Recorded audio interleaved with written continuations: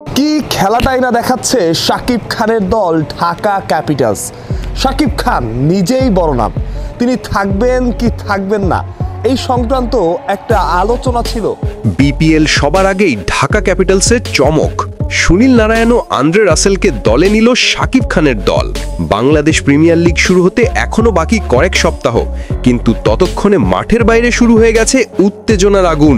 সবচেয়ে বড় চমক এসেছে এবার শাকিব খানের নেতৃত্বে থাকা ঢাকা ক্যাপিটালস থেকে।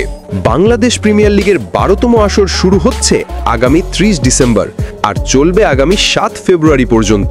তবে এর আগেই দুই বিদেশি সুপারস্টারকে একসাথে দলে নিয়ে ইতিহাস গড়ল ঢাকা ক্যাপিটালস।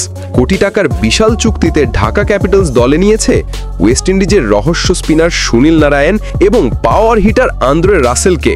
এটা যেন সত্যিকারের ডাবল চমক বিপিএল দুনিয়ায়। তবে এখানেই শেষ নয়, দেশি তারকারাও যোগ দিচ্ছেন এই স্টার স্টাডেড স্কোয়াডে।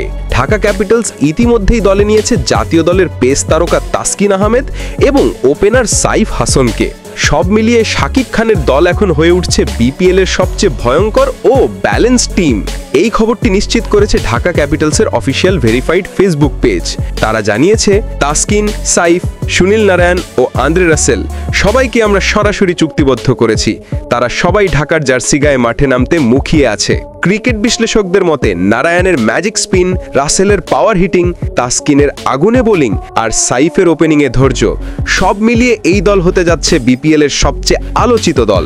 এখন সবার মুখে একটাই প্রশ্ন, শাকিব খানের ঢাকা ক্যাপিটালস কি এবার সত্যি ট্রফির সবচেয়ে বড় দাবিদার?